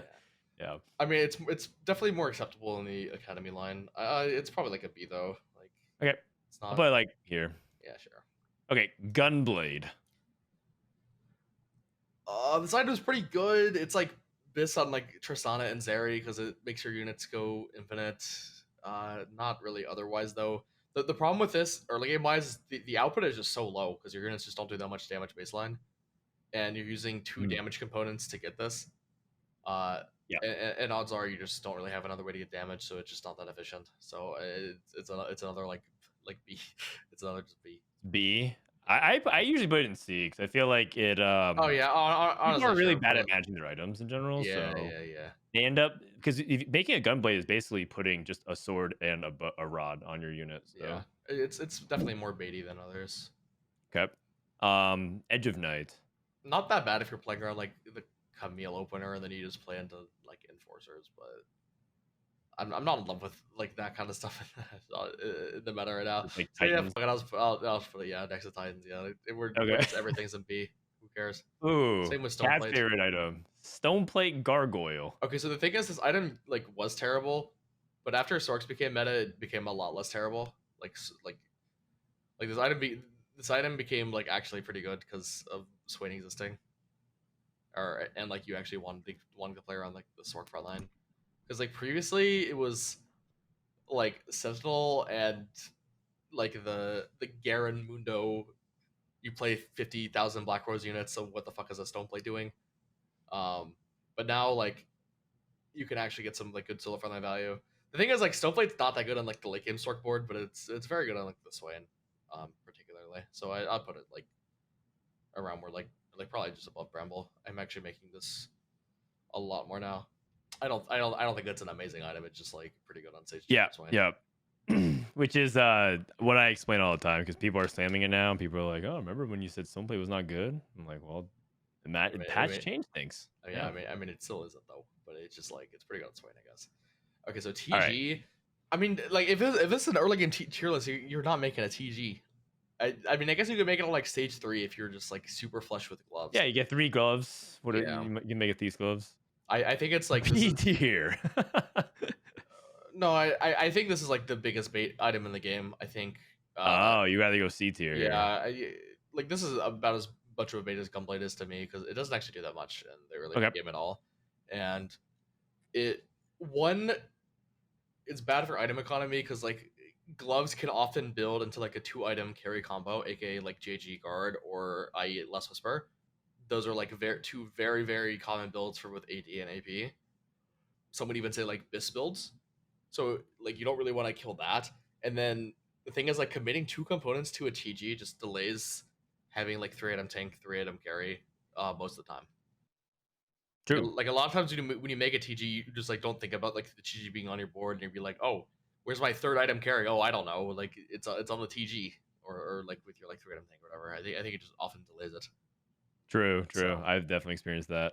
All right, Sunfire. I mean, this one's pretty easy. Most people Yeah. like one of the most built things in the game. Sure.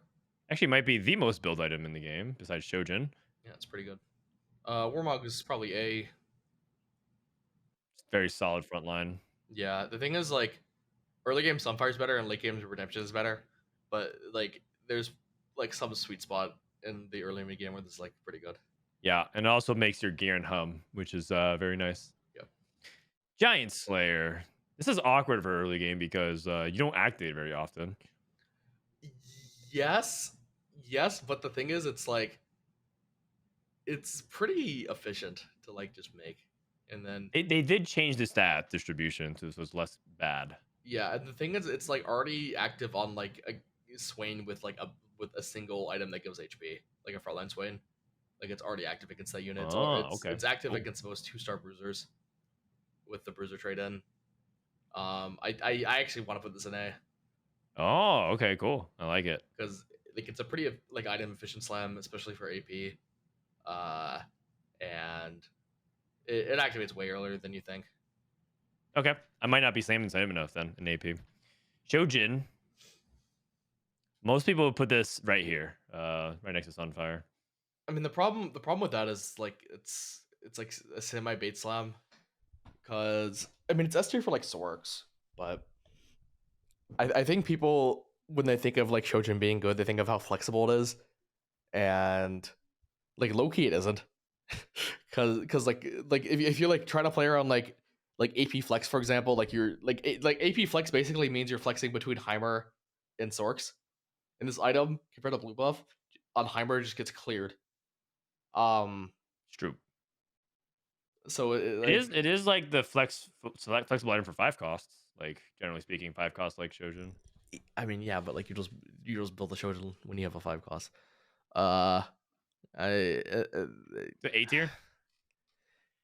okay, but the thing is, like, you're actually playing Sorks pretty often, so Okay, S tier. sure. Okay. I think it's probably the bottom of S tier if that exists though. IE is probably S just because if you're playing any AD comp, this is usually just the best item in that comp. And Morello kind of going through this anti-heal. But the thing is, Morello's Morello the worse. worst anti-heal option? I wouldn't say it's worse. It's just like it's usually a little more awkward item economy wise. Okay. And then if you're playing AD specifically, where it's actually good item economy wise, the output of the item gets bad because the item gives AP. I probably put it B tier or A tier, I guess. Yeah, I think that Yep. works for me. Guard breaker probably A. Like low key S, low key. Because when it's good, it's extremely good. It feels like. I mean, honestly, if I'm putting Shojin up here, it's like I'll just put guard breaker, man. Okay. Because like I mean I feel like guard breaker is probably as good for Sorks as Shojin is. And I'm only putting Shojin there because of Sorks.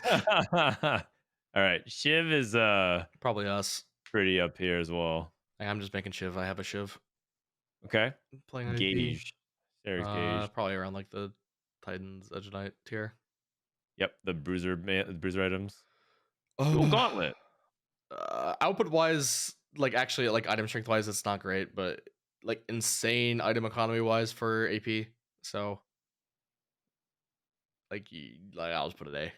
Like you just end up making this item very often, even though it's like not great. Yep. Rage Blade. Rage Blade is kind of the same as JG. Is JG. But the thing is like in the current meta, it's like this item being good on like Zoe and LeBlanc like saves it, but it's actually not that good with like no Rebel Zoe. I mean, I guess it is pretty good in LeBlanc. Yeah, Twitch is kind of cheat on reroll comps. The thing is, no one's playing Twitch at the moment. Yeah, I think it's probably fine. Okay. DB is actually a pretty good item, but it's like 2 swords. Like, when are you making this item? I'll just put it B. But it's actually a pretty good item. Okay. Hand of Justice. They nerfed this item. It feels like a noticeably worse ever since they nerfed it, but it's still commonly made. Yeah, probably around the melee bruiser tier still. I think B.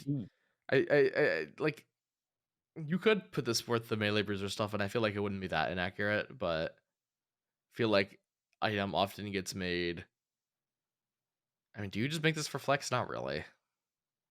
No, I feel like when you make really. DP, it's like you have to play Vi. Yeah, I'll put it in the same in the same area.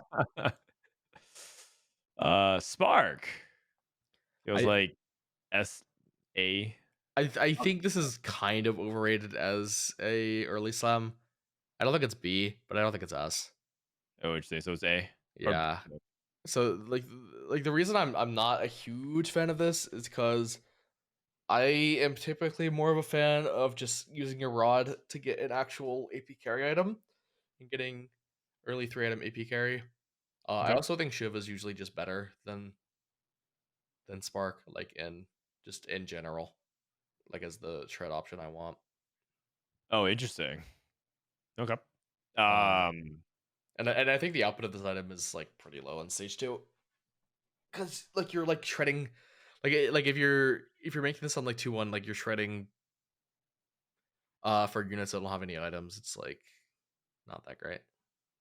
Got it. Okay, But understood. it's still like you still make it, and it's still pretty important for the comps. It's just I think Shiv is better, and I think the output of the item is just kind of low earlier. Fair enough. Blue buff. I mean, it's Turbo Bis Heimer. Like, if you ever consider Heimer, like you're just sacking to get this item, and you are really sad if you don't have this item. If you're not playing Heimer, though, it's like useless. So, I mean, I can't put that in Oh, A. B I'll put tier. it, yeah, somewhere in B. Probably. I mean, I guess if you're a beast and you hit Caitlyn, Yeah, yeah, Caitlyn. yeah, whatever. Let's put it top B. Who cares? Um, Arc is like visionary only, either Renata or Heimer. So probably B.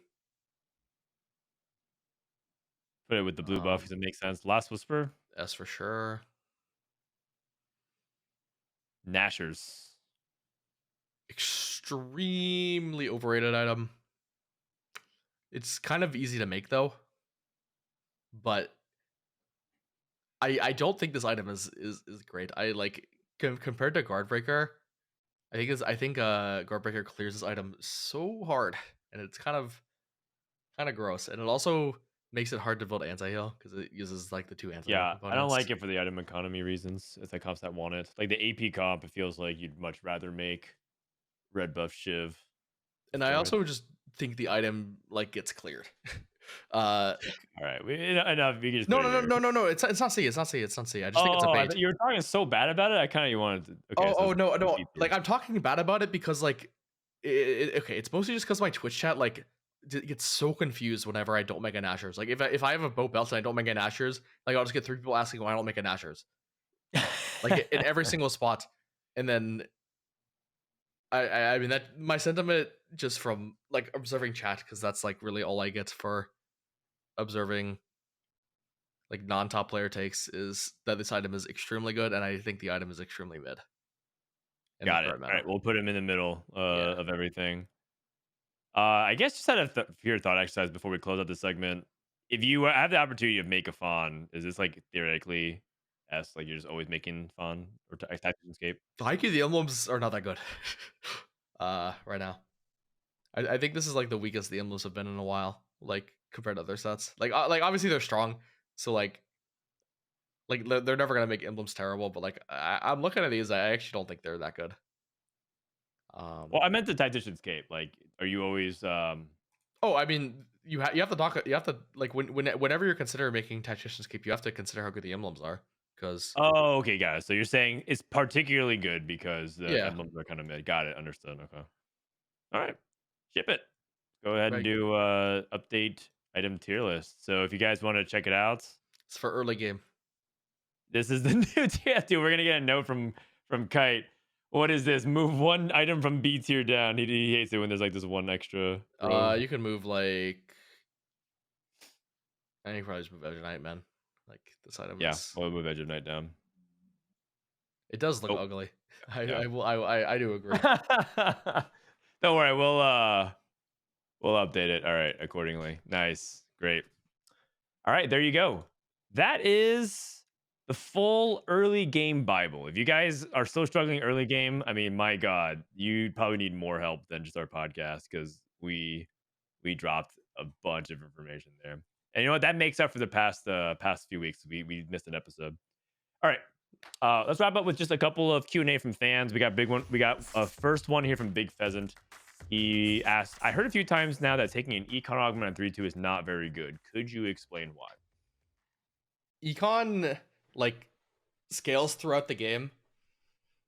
And econ augments typically are very good on 2-1 because it lets you make intervals that you wouldn't be able to make in in the past, or like you wouldn't be able to make without them. Like it lets you make like 10, 20, 30 gold earlier than normal, which is usually why people like them so much. And then on 3-2, you just have like what is it, seven less rounds of like getting value out of the augment. But the thing is, like that stuff is kind of taken into account uh with the augments on 3-2, as in like on 3-2, they almost always have like plus versions of the econ augments to like make up for that difference. As in, they'll give like more like flat gold to make up for the fact that you're not getting value out of like the intervals and stuff. Um, I wouldn't say the 3-2 econ augments are terrible. I think whoever told you that is misleading you. They're typically less good than 2-1, especially if you already have an econ augment 2-1, but they can still be very valuable, especially if you're playing in like a low econ environment already. A lot of the times, like if it's not an econ portal and then you get no gold drop from Krugs, like those kind of spots, econ augments on 3-2 become extremely good because it lets you actually like do your level 8 roll down on 4-2 with enough gold, which you wouldn't be able to before. What I will say is, on average, the 2-1 econ augments will let you have a 4-2 roll down easier than the 4-2 econ augments. However, sometimes your stats, your spot dictates that you need to take a 3-2 econ anyways. Um, the gold and silver 3-2 econs are quite good usually. They just have like pretty good ones like Epitaph 3-2, Slime and 3-2. Even like Raining Gold is not even that bad on 3-2 for gold augments. Not Epitaph, it's Epoch. And then there's a few good silver ones as well, like Fire Sale, Placebo. There's some other ones as well, Diversified. You Um, consider rolling for days part of that as well? yeah, Rolling for Days, yeah, for sure. So yeah, so there's some pretty good 3-2 ones for silver and gold. The prismatic ones are pretty bad, is the thing, just because they've just tuned those augments to be bad. I think Invested does not give enough gold on 3-2. It gives like 26 gold, which is kind of laughable. Like you get the rolls, yeah, but the thing is, like you're usually forced to use the rolls on like 4-2, so you only get like 12 of them or something, or like 15, which is not great. And the other options are like Prismatic Pipeline, which got giga nerfed, and Tiniest Titan, which is just bad. So I will say though, on 3-2 the econ augments are pretty bad, but or for prismatic, sorry. 3-2 prismatic econ augments are pretty bad, but for silver and gold, I don't think they are, and you should definitely consider taking them when you don't feel like you have enough money to do a level 8 roll down. All right. I like that. Because that was actually the second part of the question, which was examples of when you would take. And I had many that I want to drop, but you basically covered it all. So Yeah. the reality is you don't always get an econ on 2-1. Sometimes you need to take it on 3-2, especially if you are going for a big roll down soon, either immediately or right after on stage 4. So when is it correct to take econ on 3-2? When you need the gold, basically. Okay, the last question here from Boris was I've listened to the podcast since day one, love the content. I mostly play double up and goes on a bunch of explanation about the content they play. I was curious if you guys have played double up, and if so, how does your strategy or approach your strategy shift when play it? It feels like things aren't too different when it's all said and done, but I'm curious to hear your thoughts. So Uh, I don't know how much double up you've played, Dish Soap. you're gonna have to solo this. I am not kidding. I think I have one game ever. I've played double up a decent amount at the very beginning. I haven't played much in the past couple of sets ever since they did, but the general approach and shift, ever since they changed the ability to send things back and forth between your partner, has greatly like streamlined as far as I know. Like the way you play solos is pretty similar with double up. You just kind of coordinate your strategies a little bit more. Um, so I don't really have too much to add. I would just say that the thing that double up does, or rather the way you approach double up differently, is that you cap extremely high because you just have so much more time and you have a more shared HP pool. And it's also I think also like Mel can technically count for your partner, so you have an extra life there. Wait, Mel And counts so for your because of partner? that, huh? Like Mel saves your partner? It's such your whole team, yeah. Holy wait! If you have two Mels, you just get like two Oh no, extra I lives. think it only activates once. It only activates once. Okay. But like the idea is that basically you have so many turns, so you could play extremely greedy. And so, as far as I know, the way you cap everyone, you have to basically load into double up, understanding what your max cap is going to be, much better than usual. Because if you load into a lot of solo queue or free for all player streams, there's a lot of times players enter late game. They're like, I'm not entirely sure what the cap is. I've only played this like 5 times, and well, I'm trying to experiment around. And double up, you kind of have to know. So that is definitely something that's a little bit different approach you have to take the double up, in my opinion.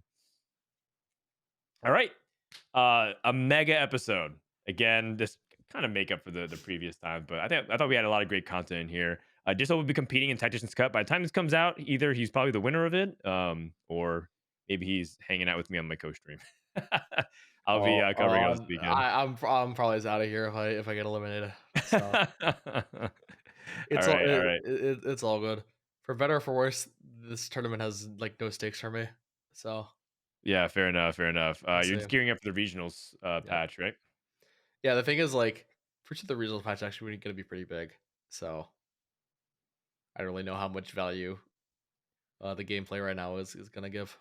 We'll see. We'll see. I do think it's going to be a pretty big a pretty big patch, but we'll definitely be dropping another episode Yep. soon to try and catch everything happening for 13.6. That's it from us. So if you guys missed any part of this episode, whether you guys are catching on YouTube or Spotify, make sure to just subscribe and like us, give us 5 stars. It goes a really long way. And make sure you guys follow all of our socials, TFT_Academy on Twitter, join our Discord. That's a button in the top right. Join the community because it's a really big part. And a big thank you to all the patrons who either submit questions or always talking to us, supporting the channel. All right, that's it from us. This has been TFT Study Hall with Frodan and Dishsoap. Thanks for watching, and we'll catch you guys next time. See ya.